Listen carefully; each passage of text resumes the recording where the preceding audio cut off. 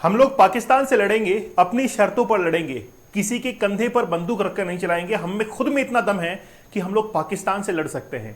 बोला सर ये क्या लेक्चर है, आप तो सबमरीन के बारे में बता रहे थे, अचानक से आप पाकिस्तान से लड़ाई करने के बारे में क्यों बता रहे हैं? मैं इसलिए बता रहा हूं कि यूएसए ने कई बार हमको छला है, कई बार हमको परखा है कि आखिरकार अगर भारत को हम लोग इंजन सप्लाई नहीं करेंगे तो भारत करता क्या है।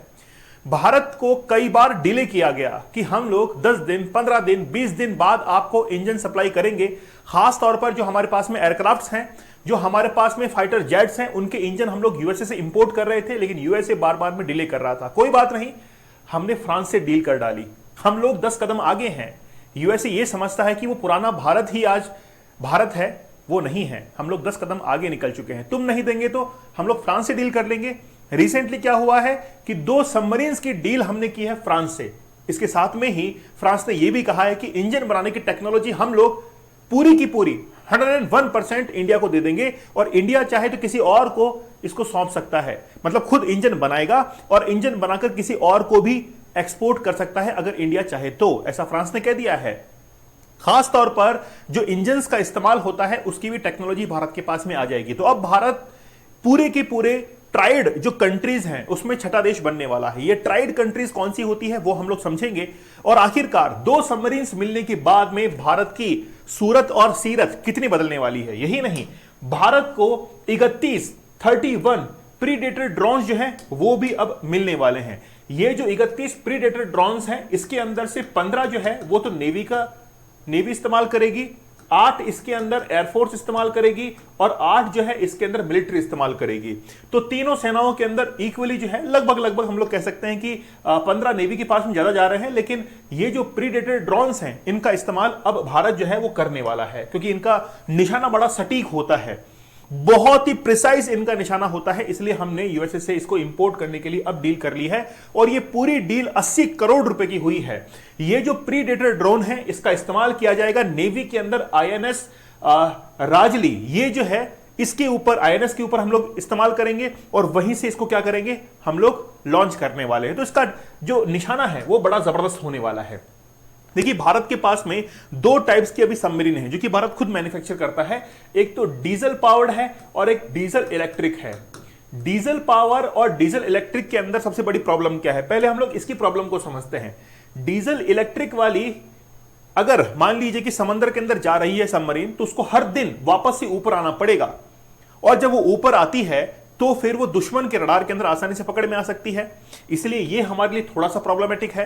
केवल डीजल की हम लोग बात करें, जो डीजल सबमरीन है इसके अंदर एक बहुत बड़ी दिक्कत है कि ये जो डीजल सबमरीन है इसको ऊपर से, मतलब हवा से इसको निशाना बनाया जा सकता है। अगर ऊपर से कोई भी एयरक्राफ्ट जा रहा है दुश्मन देश का तो वो इजीली इसको टारगेट कर सकता है, क्योंकि ये थोड़ा सा यानी कि ज्यादा डेप्थ में नहीं जा सकती है।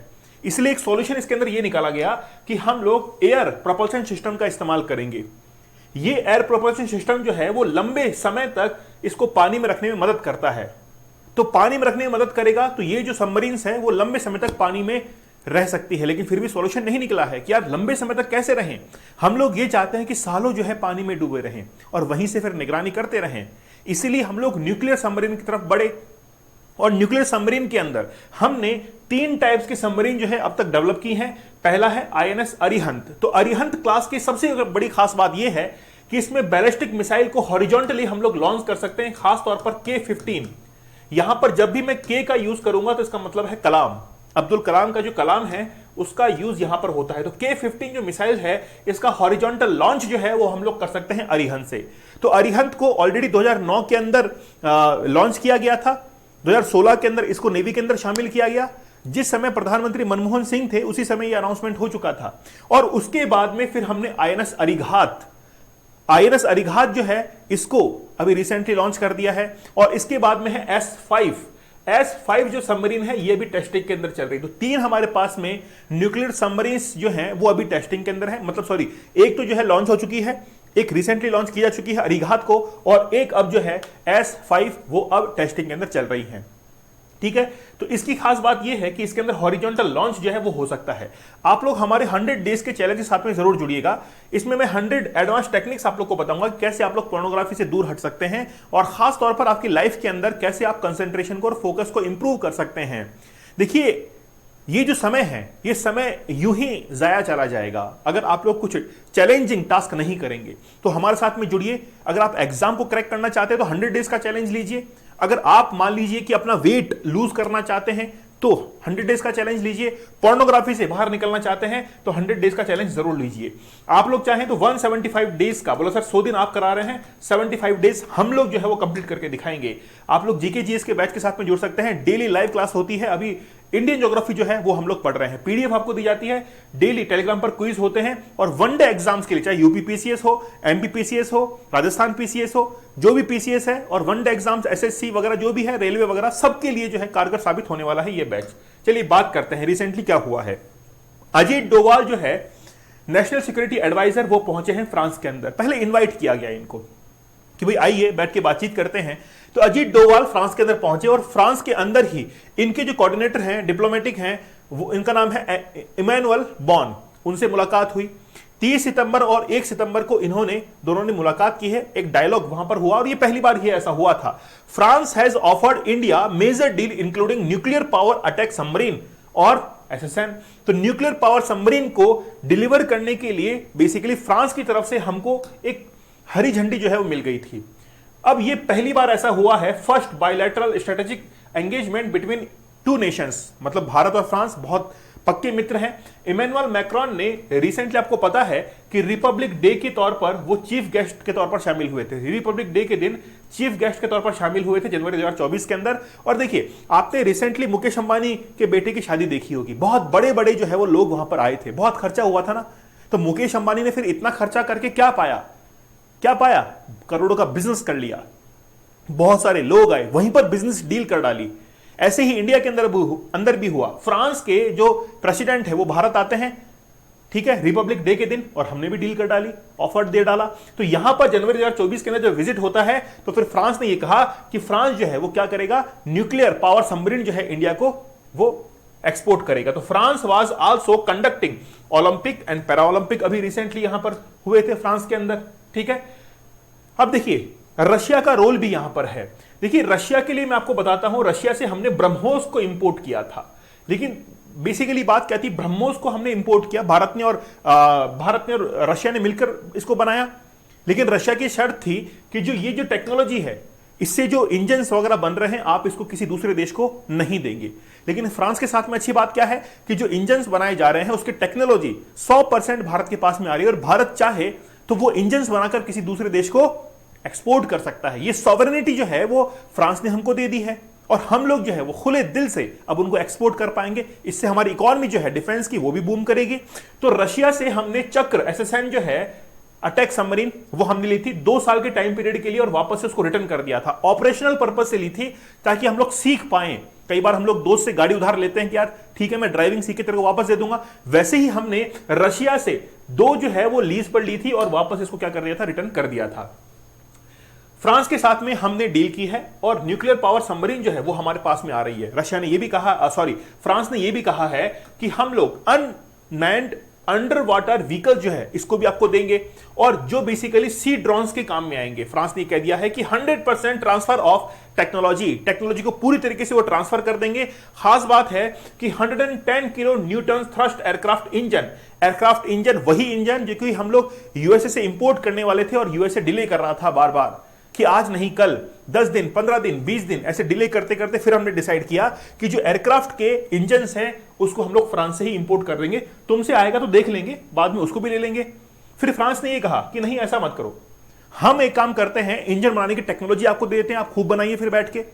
फिर हमने क्या किया, हमने भी फिर इसके ऊपर हामी भर दी कि ठीक है हम ही इंजन बना लेंगे। रिसेंटली आप लोग देख सकते हैं कि तेजस तो हमारा है।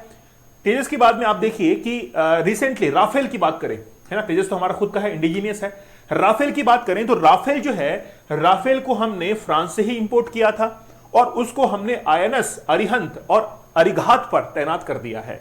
तो इसके बहुत जबरदस्त बेनिफिट है, और वाकई में हमने और भी डिमांड किया है कि राफेल जो है हमको और भी चाहिए। देखिए गवर्नमेंट के ऊपर एलिगेशंस काफी सारे लगे थे कि आखिरकार राफेल डील ये हो रही है वो हो रही है, लेकिन वाकई में कारगर साबित हो रहे हैं।